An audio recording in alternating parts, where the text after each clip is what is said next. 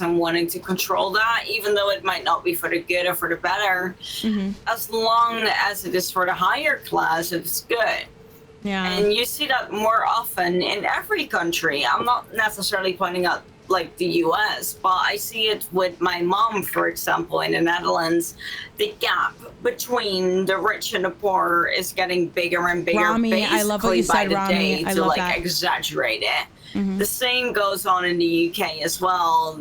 Like there was a video basically of like Boris Johnson that was just like, well, if you buy a new kettle now, any UK person either in my or your stream will know when I mentioned the kettle. But it was like, yeah, well, you know, like it's like a £20 investment, but over like a year it will save you 10 quid.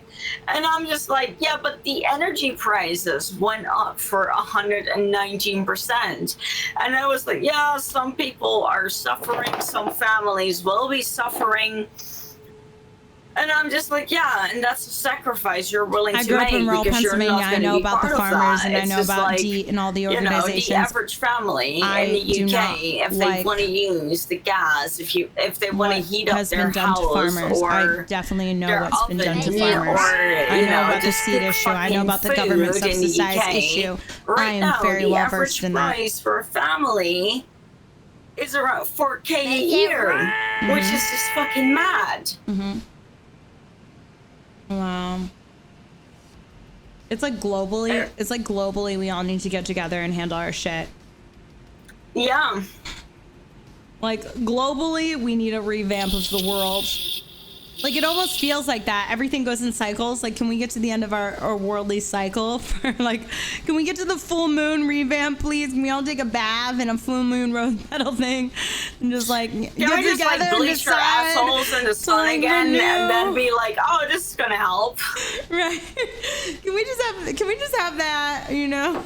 A reset. We need a reset.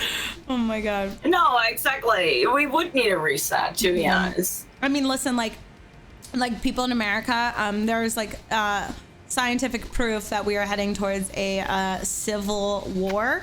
And like people in America, when I say this, sometimes they're like, oh my God, you're crazy. And there's so many people for it.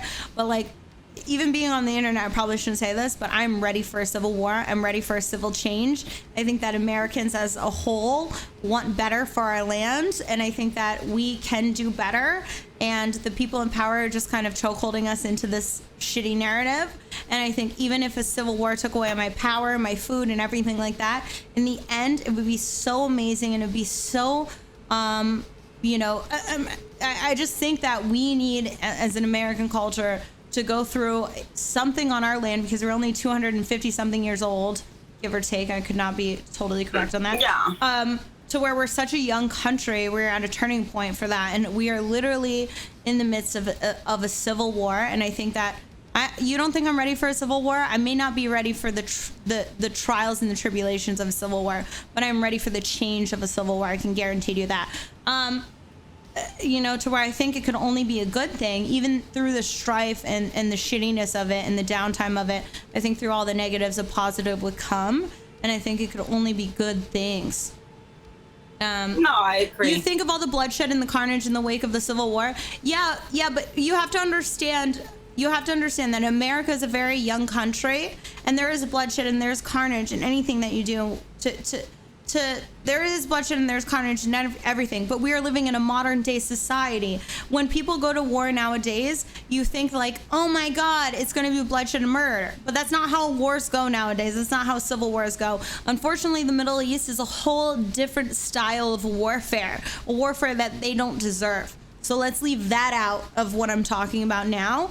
But I can tell you that if a civil war was to happen in America, most people would be okay. And most people would carry on throughout their life as nothing happened, right? Especially if you look at some of the people living in Ukraine today. They're going through terrible shit, but a lot of them are still actually living in their homes. They don't have water, don't get me wrong, and I'm not saying it's a good thing, but they're still able to live in their homes and go get water and stuff like that, to where I would never wish war on anything, but I think a radical change needs to happen in America, and we are a young country. We're such a young country. Yeah. That statistically we are heading towards that, and unless something happens without it, to where we change radically, unless we change our old ideals or our constitution. I believe we need to change our current constitution. We are heading towards a civil war. We definitely. No, I mean, even like countries from outside can kind of see that happening, to be honest. It's just like, you so know, much. especially now with the whole thing as well about the student loan debt and like paying off that part with like the tax money. So many people. I remember, oh my God, I remember seeing this one video, and that was about having the same sort of healthcare system. That's why I said let's not pay attention to the things that are going on in the Middle East. Let's not pay attention. Let's not get distracted by it, because the Middle East is not proper warfare. Sorry. No, exactly. Somebody It's said just something like, about for the Middle me- East. For me, it's probably more personal, and that's also due to the fact that my partner is Russian, and he's been living here in the UK for since he was 8. So for over 18 years that he's been living here. So for him, it feels like family, finding family. But when it comes to like, let's say for example, like healthcare, right? I remember seeing this video of this one woman really getting pissed off and angry about the fact that, you know, like here in the UK, we have the NHS. I don't know for how long, because they're trying to change that. But here, of course, in the UK, we got free healthcare. And there was this one woman, or like a couple of people that were just like, oh no. Yeah, no, and that doesn't work, and that doesn't do this, and that doesn't do that. And it was like, really? Like, you want to pay? I noticed from a few friends of mine in America that I had a friend of mine that got into an accident, and instead of calling an ambulance, which definitely was needed, they decided to get an Uber to the hospital because they wouldn't be able to afford the bill of the ambulance to the hospital, which is fucking mad. It's insane that is the point where you're at.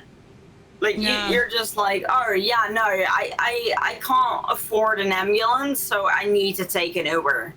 Yeah, Like, what that's the how fuck? it is. It's like that here. 100%. 100%. Yeah. I didn't get an ambulance. I got in a my whole entire car was destroyed, and they asked me to get an ambulance, and I said no, and I drove myself to the hospital because I didn't want to pay. It was going to be $1,300 before I had health insurance. Yeah.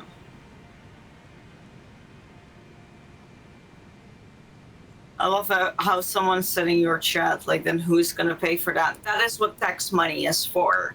Tax money, the reason that you pay tax is to help